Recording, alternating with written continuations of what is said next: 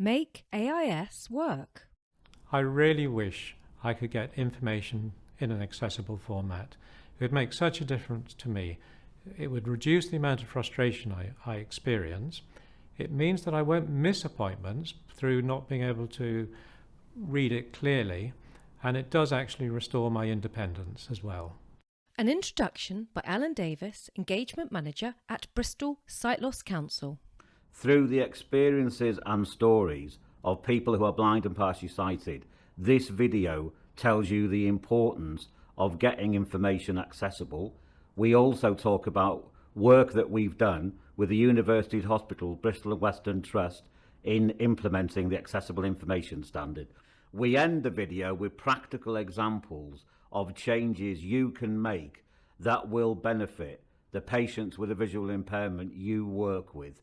This is all about making positive, simple changes that will really improve the quality of care and treatment you give to your patients. Why is accessible information so important? Hello, I'm Jerry, and my sight condition is called optic atrophy. I'm partially sighted, but not blind, and as such I think I represent a fairly sort of large slice of the ageing population. My vision enables me to have a full field of vision, but doesn't enable me to see detail.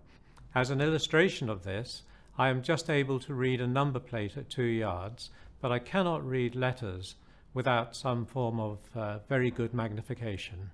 My accessible communication needs are to receive letters which are in a large font set against a very sort of clear background, and I also would like to receive communications in electronic format, email or text, which I can use my digital technology to increase in size and magnify up.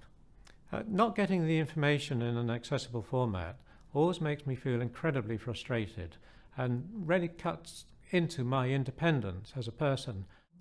My name is Anila Wood and I am completely blind. I was born with a condition called congenital glaucoma, which meant I had some sight growing up and now I have no sight. I would prefer to have information given to me in an electronic format or in Braille, or actually just a simple phone call rather than print letters. It's so important to me to have information in an accessible format. If I'm receiving letters about my health and medical procedures or test results, I want to be able to receive them in a format that I can access independently by myself. It enables me to maintain privacy about what's going on in my life with my health. It means I don't have to rely on people to read letters for me, or I don't have to wait until I have somebody available to read them for me. It just makes the difference. It saves time. It just means that I can be independent and private.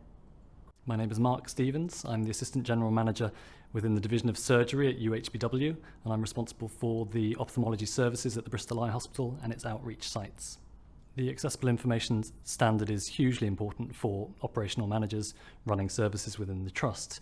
I have first-hand experience of the issues that have been caused as a result of patients not receiving information in a format that is accessible and working for them. That has led to delays of patients attending appointments, patients not attending at all, and I understand that that can carry clinical risk. It's hugely frustrating for those individuals and of course has an impact on the provision of our services. When I don't get information in a format that I can read on my own, it makes me feel a bit helpless and frustrated. It's very difficult. It's one of the few times in my life where I sort of think, oh, if I could see this, it would be so much easier. But generally, it's just not. It just makes it very difficult, which it doesn't need to be. Experiences of health information. I've had one or two good experiences in receiving accessible information from the health service, and the one that most comes to mind actually is when I receive texts from my GP. They will text to me that I've got an appointment coming up, and they will also text to me the results, test results that I've had. I've had a few negative experiences in getting information from the health service. The ones that come to mind mostly are the fact that when I receive appointment letters, it's always in too small a font and also set against a rather unclear background. The other accessible information issues that I've had is when I do actually go to an appointment, I find that I cannot read the check-in screens. There have been times when I have raised the problems that I've had with accessible information, and the one that most comes to mind to me is the touchscreen difficulties I've had. At a recent appointment at a hospital, I pointed out that I just couldn't do it. My wife was with me, so fortunately I was able to do it with her help. But when I pointed it out to the receptionist there, I got the reply that what you need to do is fill in a form to report this. And of course I couldn't do that. I have had some really positive experiences of receiving accessible information from the health service. A simple phone call after doing tests and the doctor phoning me or the nurse phoning me to tell me what the test results are was really helpful. I have also had negative experiences of information I've received from the health service, particularly print letters. I keep receiving print letters either with appointments or details of procedures that are coming up, and I've constantly had to contact them to ask for the information in the format that I require.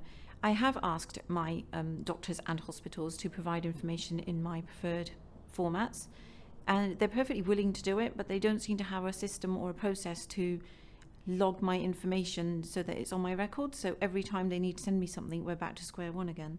When I raised my negative experience with the health service, they were really apologetic and they really understood where I was coming from. But they kept saying that they would try their best, but every time they needed to communicate with me again, we would be back at the beginning, and I have to keep communicating with them. They want to improve and they want to work with me on how they can improve, but systems and red tape and policies and things are making it a little bit challenging for them.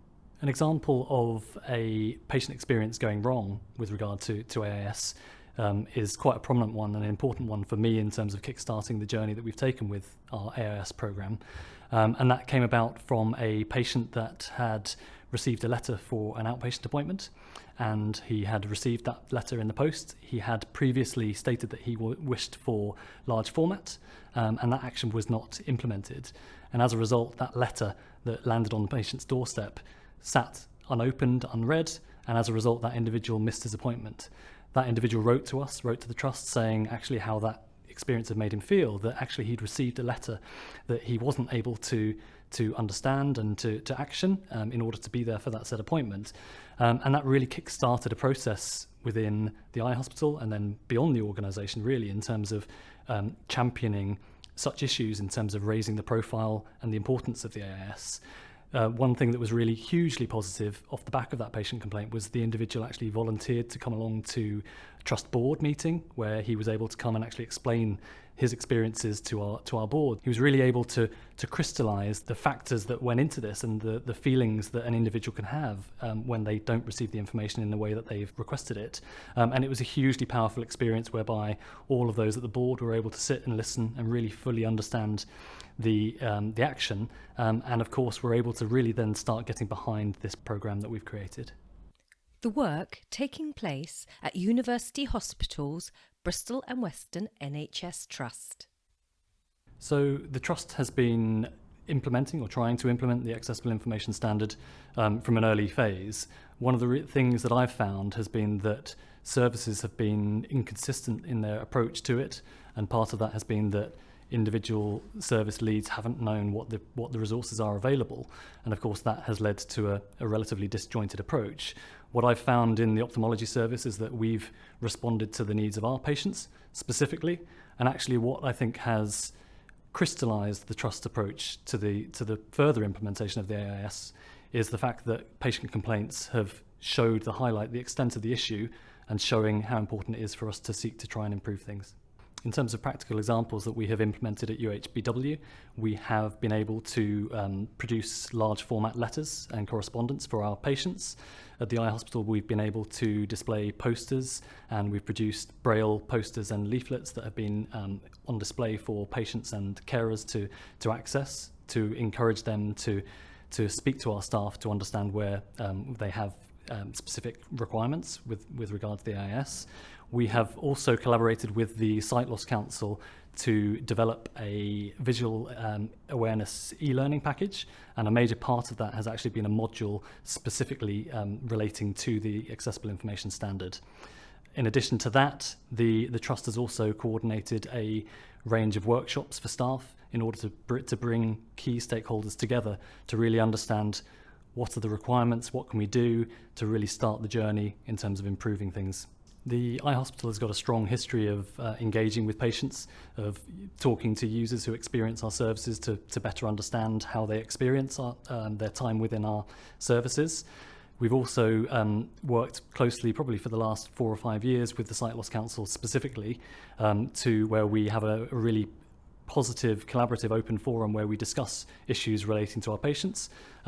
Part of that is to feedback what's happening at the hospital, but equally to understand issues, challenges that are coming from the visually impaired community in order that we can seek to try and to make some improvements.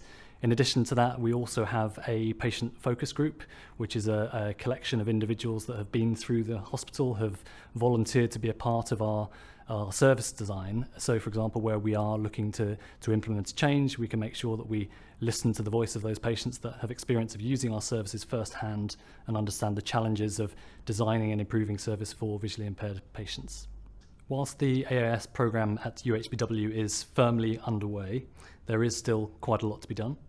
We have been implementing a series of workshops, and we have been engaging with staff, and we've really been looking to develop our strategy and create the plan to move forward. We have established working groups within that, so subcommittees that are going out and actually looking at different areas of the working plan that has been created. But I appreciate that there is also a lot to be done, and we need to balance that with the pressures that we're under in the COVID world that we face ourselves in. That is a real challenge in terms of providing time, resource, whilst facing recovery challenge issues.